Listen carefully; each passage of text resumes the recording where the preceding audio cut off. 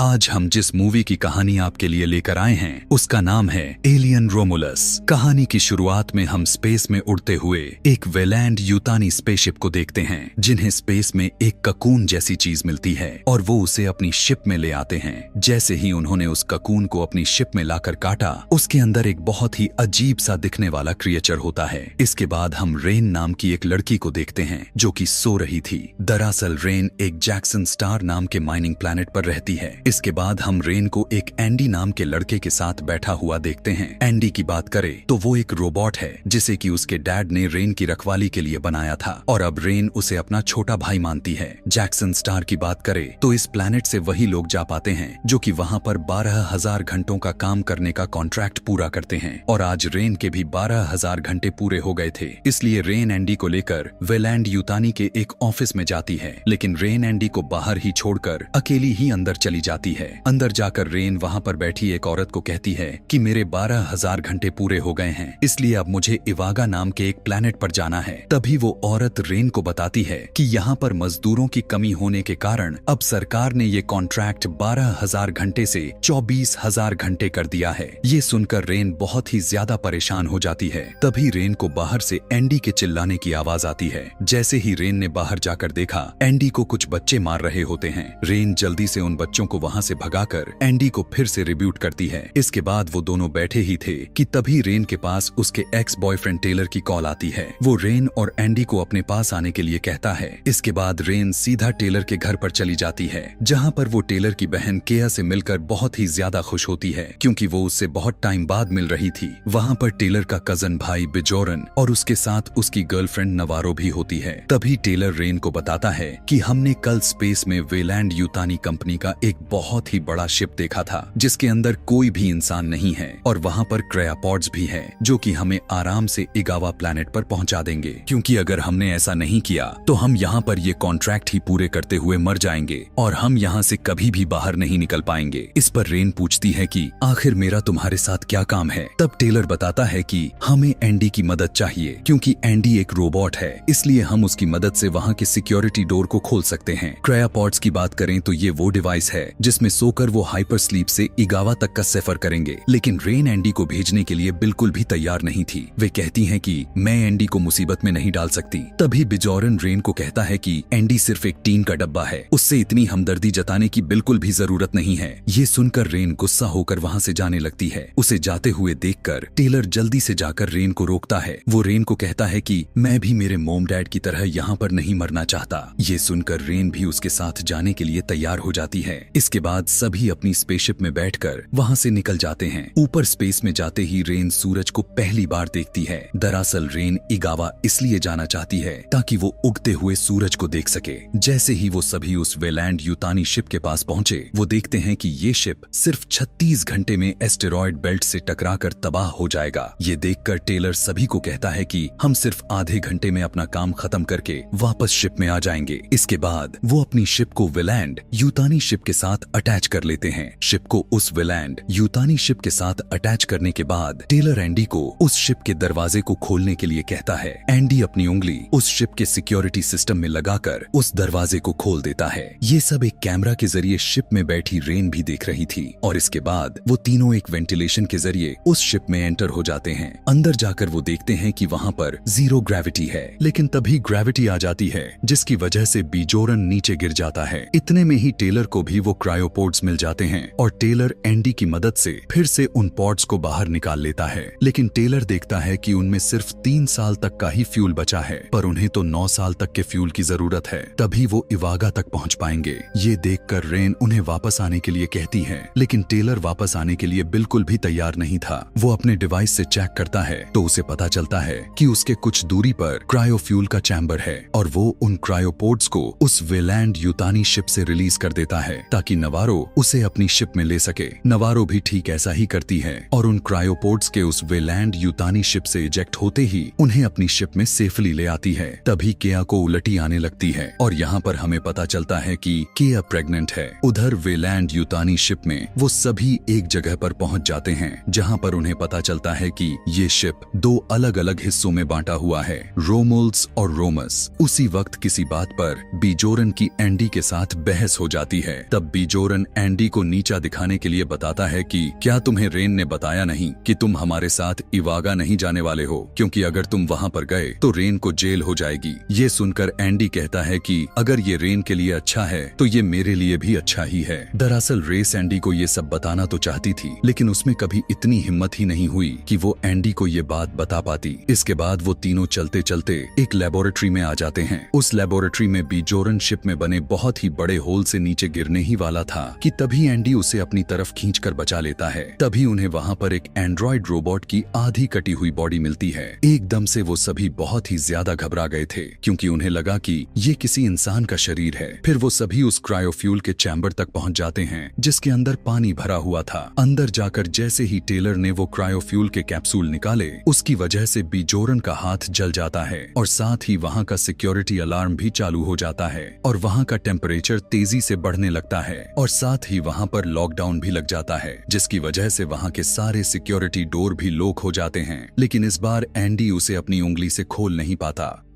तभी हम वहाँ पर कुछ अंडों को देखते हैं जो कि टेम्परेचर बढ़ने के साथ ही हिलने लगते हैं। उधर रेन और नवारो भी उनकी मदद के लिए वेलैंड यूतानी शिप में आ जाती है। रास्ते में रेन वही आधा कटा हुआ रोबोट देखती है और उसके अंदर से उसकी चिप निकालने लगती है ताकि वो उस चिप को एंडी में डालकर उस दरवाजे को खोल सके। लेकिन वो रोबोट रेन का हाथ पकड़ लेता है, पर तभी नवारो उस रोबोट में से उसकी चिप को निकाल लेती है, जिसकी वजह से वो रोबोट फिर से डीएक्टिवेट हो जाता है। इसके बाद वो दोनों सीधा वहाँ से उस क्रायोफ्यूल वाले चैम्बर के बाहर पहुंच जाती हैं और रेन टेलर को वो चिप देकर उसे एंडी में डालने के लिए कहती है। जैसे ही टेलर ने वो चिप एंडी में डाली, वो रिब्यूट होने लगता है और तभी उन अंडों में से बहुत सारे क्रिएचर निकलने लगते हैं। उनमें से एक क्रीचर तो बीजोरन पर हमला कर देता है, लेकिन बीजोरन अपने पास रखी एक स्टिक से उसे दूर फेंक देता है। तभी एक दूसरा क्रिएचर टेलर पर भी हमला कर देता है, पर बीजोरन उसे अपनी स्टिक से करंट देकर टेलर के मुंह से दूर कर देता है, पर टेलर बेहोश हो जाता है। टेलर बेहोश होकर पड़ा ही था कि तभी एक क्रिएचर फिर से उस पर हमला करने ही वाला था कि तभी एंडी, जो कि रिबूट हो चुका था, वो उस क्रिएचर को उसकी पूंछ से पकड़कर दूर फेंक देता है और जल्दी से जाकर उस सिक्योरिटी डोर को खोल देता है और सभी लोग जल्दी से बाहर आ जाते हैं। लेकिन तभी सभी क्रिएचर भी उस डोर का शीशा तोड़कर उनका पीछा करने लगे। वो जल्दी से एक दूसरे चैम्बर में जाकर उसका दरवाजा बंद कर ही रहे थे कि तभी बंद होने तक उसमें से एक क्रिएचर भी वहां पर आ जाता है और वो नवारो के चेहरे को बहुत ही बुरे तरीके से जकड़ लेता है। बीजोरन नवारो के चेहरे से उस क्रिएचर को अलग करने की कोशिश करता है, लेकिन जितना ही बीजोरन उस क्रिएचर को नवारो के मुंह से दूर करने की कोशिश कर रहा था, वो क्रिएचर भी नवारो के गले को और भी ज्यादा ताकत लगाकर दबा रहा था। ये देखकर टेलर उसे ऐसा करने से रोक देता है। तभी रिबूट हुआ। एंडी बोलता है कि जहां तक मुझे लगता है ये क्रिएचर इसे मार नहीं रहा, पर इसे ऑक्सीजन देकर इसको जिंदा रखने की कोशिश कर रहा है। लेकिन मुझे भी नहीं पता कि ये ऐसा क्यों कर रहा है। वो उन्हें बताता है कि इसके बारे में हमें ये सिंथेटिक रोबोट जरूर बता सकता है। इसलिए टेलर और एंडी दोनों उसे एक्टिवेट कर देते हैं। वो रोबोट उन्हें कहता है कि जितना जल्दी हो सकता है यहाँ से भाग जाओ, क्योंकि अगर तुम यहाँ पर थोड़ी देर भी और रुके तो मारे जाओगे। वो रोबोट उन्हें उस क्रिएचर के बारे में भी बताता है जो कि नवारो के मुंह पर चिपका हुआ था। वो कहता है कि ये जीव इसके अंदर एक बीज छोड़ रहा है और कुछ ही देर में इसके अंदर से एक जेनोमॉर्फ नाम का क्रिएचर निकलेगा और वो उन्हें वहाँ पर ऊपर टंगे जेनोमॉर्फ की बॉडी भी दिखाता है। उस वक्त हमें पता चलता है कि वो बड़ा सा होल जेनोमॉर्फ के खून से ही हुआ था, क्योंकि उसके शरीर से खून नहीं बल्कि तेजाब निकलता है। वो यूतानी रोबोट एंडी को कहता है कि तुम्हें इस लड़की को यहाँ से ले जाने से रोकना होगा, क्योंकि अगर ये बाहर गई तो तबाही मच जाएगी। एंडी बीजोरन को नवारो को ले जाने से रोकता है, लेकिन बीजोरन गुस्से में एंडी को उस रॉड से इलेक्ट्रिक शॉक देकर नीचे गिरा देता है और वो नवारो को लेकर वहाँ से निकल जाता है। इधर रेस एंडी को फिर से अपनी पास रखी एक चाबी से रिस्टार्ट कर देती है। रिस्टार्ट होने के बाद एंडी फिर से बीजोरन का पीछा करने लगता है, लेकिन वो नवारो को पहले ही वहाँ से भेजकर अपनी शिप को यूतानी शिप के एयरलॉक से लॉक कर लेता है। ये देखकर टेलर को बहुत ही ज्यादा गुस्सा आता है, क्योंकि बीजोरन उन्हें वहाँ से छोड़कर जा रहा था। उधर हम फिर से नवारो को देखते हैं, जिसकी हालत बहुत ही ज्यादा खराब होने लगी थी। जैसे ही उसने एक एक्सरे डिवाइस से अपनी चेस्ट को देखा, वहाँ से कुछ बाहर निकलने की कोशिश कर रहा था। वहाँ पर केया भी होती है, जो कि उसे संभालने की कोशिश कर रही थी, लेकिन नवारो तड़पने लगती है और उसके पैर से उस शिप का कंट्रोलर हिल जाता है, जिसकी वजह से वो शिप तेजी से चलने लगता है। उसी वक्त केया देखती है कि नवारो की चेस्ट से एक क्रिएचर बाहर आने की कोशिश कर रहा था। तभी उसकी शिप भी यूतानी शिप के साथ टकरा जाती है। इतने में ही वहाँ बीजोरन भी आकर नवारो की ऐसी हालत को देख लेता है। तभी उनकी शिप यूतानी शिप से टकराते हुए एक जगह पर जाकर क्रैश कर जाती है। उधर शिप के टकराने की वजह से यूतानी शिप की दिशा बदल गई थी, जिस वजह से अब वो शिप उस एस्ट्रॉयड बेल्ट से सिर्फ 47 मिनटों में ही टकराने वाला है और उनका शिप भी इस शिप के दूसरी साइड पर क्रैश हुआ था। इसलिए अब उन्हें जल्दी से जल्दी वहां पर जाना होगा और वो जल्दी से उस तरफ भागने लगते हैं। उनके रास्ते में एक चैम्बर आता है जो कि उन क्रिएचर से भरा हुआ था। तभी एंडी उन्हें बताता है कि ये क्रिएचर साउंड और हमारे बॉडी के टेम्परेचर से अट्रैक्ट होते हैं। ये सुनकर रेन कहती है कि क्यों ना हम इस चैम्बर का टेम्परेचर हमारी बॉडी जितना कर दें, जिससे कि ये क्रिएचर हमें पहचान नहीं पाएंगे। इसलिए वो ऐसा ही करते हैं। अंदर जाने से पहले एंडी उन्हें बताता है कि तुम्हें अंदर जाकर बिल्कुल भी घबराना नहीं है, क्योंकि इससे तुम्हारे शरीर का टेम्परेचर फिर से बढ़ जाएगा और तुम उनके हाथों मारे जाओगे। और फिर सभी अंदर चले जाते हैं। रेन उस चैम्बर के अंदर एक लाश को देखकर थोड़ा घबरा जाती है, लेकिन टेलर उसे शांत रहने में मदद करता है। दूसरी तरफ केया को भी होश आ गया था और वो शिप से बिना आवाज किए बाहर निकल जाती है। आगे जाकर वो एक ककून को देखती है, लेकिन तभी पीछे से बीजोरन भी वहां पर आ जाता है। दरअसल ये ककून उस क्रिएचर जेनोमॉर्फ का होता है, इसलिए बीजोरन उसे इलेक्ट्रिक शॉक देकर उस ककून में ही मारने की कोशिश करता है। तभी उसे लगता है कि वो क्रिएचर मारा गया है, पर वो क्रिएचर अपनी नुकीली पूंछ से बीजोरन पर ही हमला कर देता है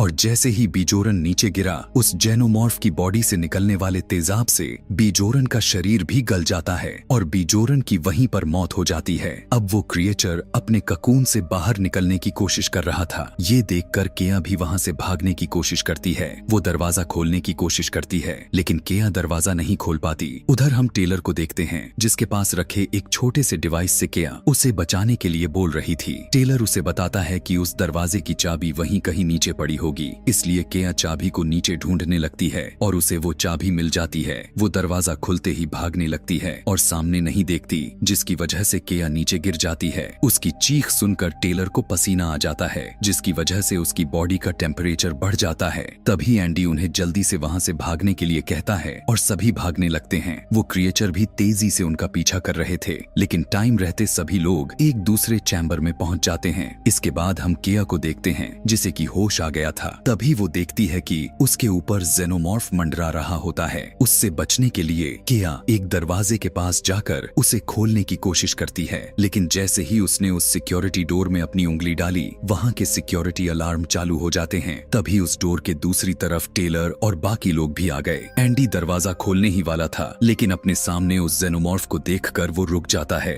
और इतने में ही वो जेनोमॉर्फ केया को वहां से ले जाता है। रेन एंडी को कहती है कि आखिर तुमने ऐसा क्यों किया, तुमने दरवाजा क्यों नहीं खोला? जिस पर एंडी कहता है कि अगर मैं वो दरवाजा खोलता तो वो जीव हमें भी मार सकता था। इसके बाद एंडी उन्हें एक लैब में ले जाता है, जहां पर बहुत सारे प्रयोग किए हुए होते हैं। तभी वहां पड़े कंप्यूटर के जरिए वो यूतानी कंपनी का रोबोट उन्हें बताता है कि हमने यहाँ पर बहुत सारे प्रयोग किए थे ताकि हम इंसानों को और भी ज्यादा शक्तिशाली बना दे, जिससे कि वो इस ब्रह्मांड के किसी भी प्लेनेट पर जिंदा रह सकें, और इसलिए हमने ऐसा करने के लिए एक सीरम बनाया है। दरअसल एंडी का काम उस सीरम को वापस यूतानी कंपनी के पास लेकर जाना था। उन सीरम को निकालने के बाद एंडी टेलर और रेस को गन देता है ताकि वो इन गन से खुद को उस जीव से बचा सके, पर एंडी उन्हें समझाता है कि इसे उस जेनोमॉर्फ पर मत चलाना, क्योंकि उसके शरीर से खून की जगह तेजाब निकलता है और अगर ऐसा हुआ तो ये शिप उसके तेजाब से गलना शुरू हो जाएगा, जिससे कि हम यहीं पर मारे जाएंगे। और तीनों फिर से अपनी शिप की तरफ निकल जाते हैं। तभी हमें पता चलता है कि अब सिर्फ 20 मिनटों में ये स्टेशन एस्ट्रॉयड बेल्ट से टकराने वाली है। थोड़े आगे जाने पर वो एक ऐसी जगह पर पहुंच जाते हैं जहां पर उन जीवों के बहुत से ककून थे। एंडी उन्हें वहां से चलने के लिए कहता है कि तभी टेलर को अपनी बहन केया की आवाज सुनाई देती है, जिसे कि उस क्रिएचर ने ऊपर टांग रखा था। टेलर जल्दी से केया को वहां से नीचे उतारता है। एंडी उन्हें बताता है कि उस क्रिएचर ने केया के साथ कुछ भी नहीं किया है क्योंकि उसका बहुत ज्यादा खून बह रहा था। वो टेलर को वही सीरम केया को लगाने के लिए देता है, लेकिन रेन उसे रोक लेती है। वो कहती है कि हम इसे अपनी शिप में ले जाकर क्रायोपॉड में सुला देंगे जिससे कि ये इवागा जाने तक जिंदा रहेगी। तभी उन्हें वहां पर उन क्रिएचर के आने की आवाज सुनाई देती है और सभी भागकर एक लिफ्ट के पास पहुंच जाते हैं। लेकिन तभी वहां पर एक क्रिएचर आकर अपनी पूंछ को टेलर के अंदर घुसा देता है और साथ ही एंडी को भी जख्मी कर देता है। वो क्रिएचर टेलर को अपने साथ ऊपर ले जाता है। तभी हम देख पाते हैं कि वहां पर बहुत सारे क्रिएचर हैं। रेस उनके आने से पहले केया को लेकर लिफ्ट में चली जाती है, लेकिन लिफ्ट से ऊपर जाते वक्त रेस एक कैमरा से एंडी को देखती है और वो सोचती है कि वो एंडी को बचाने के लिए फिर से नीचे जाएगी, इसलिए वो लिफ्ट को रोक लेती है। रेस केया को सीरम पकड़ाकर उसे कहती है कि वहां से सीधा तुम शिप में चली जाना, जहां से वो शिप ऑटो पायलट मोड पर तुम्हें इवागा ले जाएगी। इतना कहने के बाद रेन उस लिफ्ट से उतरकर वापस नीचे जाने लगती है। उस वक्त लिफ्ट में केया खुद के अंदर वो सीरम इंजेक्ट कर लेती है। नीचे पहुंचने के बाद रेस देखती है कि अब वहां पर कोई भी क्रिएचर नहीं है, इसलिए वो जल्दी से एंडी के पास चली जाती है। वो एंडी के अंदर फिर से उसकी ओरिजिनल चिप डाल देती है, जिससे कि एंडी अब फिर से पुराना वाला एंडी में रिबूट हो जाता है। कि तभी फिर से वहां पर बहुत सारे क्रिएचर आ जाते हैं, जिन्हें देखकर एंडी और रेन वहां से भागकर एक दूसरी लिफ्ट तक पहुंच जाते हैं। लेकिन अब क्योंकि एंडी के अंदर कंपनी की चिप नहीं थी, इसलिए एंडी उस लिफ्ट के दरवाजे को भी खोल नहीं पाता। अब दोनों अपनी हिम्मत हार कर वहां पर बैठकर अपनी मौत का इंतजार करने लगते हैं, क्योंकि उनके पास बच निकलने का कोई भी रास्ता नहीं था। कि तभी रेस को एक आइडिया आता है। वो वहां पर जीरो ग्रेविटी सिस्टम को एक्टिवेट कर देती है, जिससे कि वो क्रिएचर हवा में उड़ने लगते हैं और रेन उन पर गोलियां चलाकर उन्हें मारने लगती है। वहां पर जीरो ग्रेविटी होने के कारण उनका तेजाब जैसा खून भी नीचे नहीं गिरता। रेस वहां पर मौजूद सभी क्रिएचर को मार देती है, लेकिन अब वो उस तेजाब से होते हुए दूसरी तरफ जाने लगते हैं। तभी रेन तेजाब से टकराने ही वाली थी कि तभी वो अपनी गन को चलाकर खुद को नीचे ले आती है। इसके बाद वो दोनों उसी लिफ्ट के पास आ जाते हैं, लेकिन वहां पर ग्रेविटी नहीं होती, इसलिए उन्हें बिना लिफ्ट के ही ऊपर जाना पड़ता है। दोनों वहां से जा ही रहे थे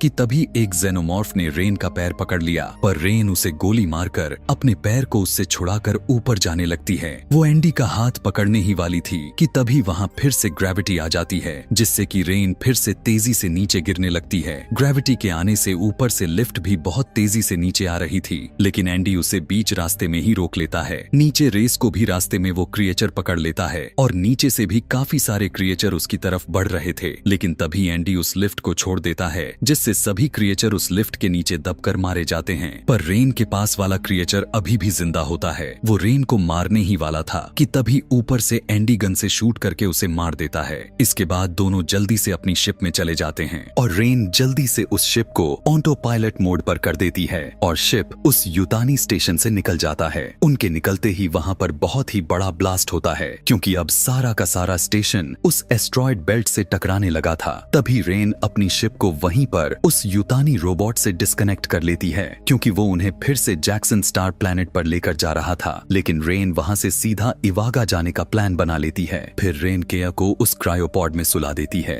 और फिर एंडी को भी उस शिप के साथ कनेक्ट कर देती है, ताकि इवागा पहुंचने तक वो एक्टिवेट रह सके। इसके बाद रेन खुद क्रायोपॉड में सोने की तैयारी कर ही रही थी कि तभी केया के क्रायोपॉड में एक वार्निंग अलार्म चालू हो जाता है।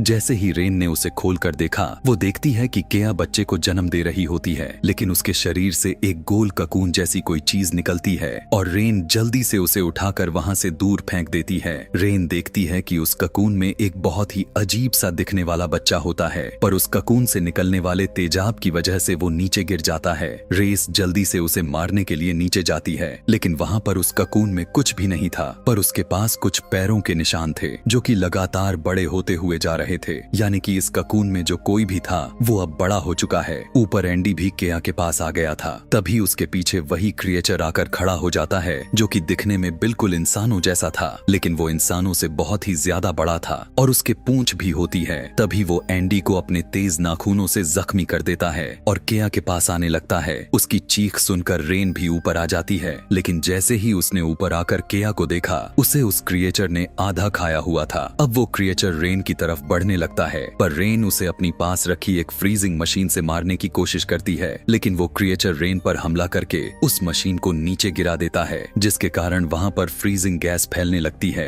अब बहुत ज्यादा ठंड और उस गैस की वजह से रेन को सांस लेने में दिक्कत आ रही थी कि तभी वो जल्दी से जाकर एक सूट को पहन लेती है, पर तभी वो क्रिएचर भी वहाँ पर आ जाता है। इसके बाद रेन सीधा नीचे कूद जाती है। दरअसल उसका प्लान था कि वो उस क्रिएचर को नीचे वाले चैम्बर में ले जाकर उस चैम्बर को उनकी शिप से अलग कर देगी, लेकिन इसके लिए उसे 4 अलग अलग हैंडल खींचने थे। रेन 3 हैंडल तो खींच देती है, लेकिन जैसे वो आखिरी वाला खींचने लगती है, वहाँ पर वो क्रिएचर आकर उस पर हमला कर देता है और उसके बिल्कुल सामने आकर खड़ा हो जाता है। तभी रेन वहाँ पर पड़े उस ककून को देखती है, जिसके अंदर काफी सारा तेजाब पड़ा हुआ था। रेन उस तेजाब को पैर मारकर उसे शिप पर गिरा देती है, जिससे कि शिप का नीचे वाला सारा हिस्सा गलने की वजह से रेन और क्रिएचर नीचे गिर जाते हैं। रेन ने तो खुद को एक रस्सी से बांधा हुआ था, इसलिए वो बच जाती है और फिर से ऊपर आने लगती है, लेकिन ऊपर आते वक्त वो क्रिएचर रेन को पकड़ लेता है। वो रेन के सूट के मास्क को अपनी जीभ से तोड़ने ही वाला था कि तभी रेन अपनी उस रस्सी को खींचकर उस बचे हुए हैंडल को भी खींच लेती है, जिससे कि वो सारा का सारा चैम्बर नीचे गिर जाता है और रेन उस क्रिएचर से बच जाती है और उसकी शिप भी इवागा के लिए ऑटो पायलट मोड पर लग जाती है। ऊपर आने के बाद रेन एंडी को क्रायोपॉड में सुलाकर खुद भी उसके अंदर सो जाती है और इसी के साथ ये कहानी यहीं पर खत्म हो जाती है।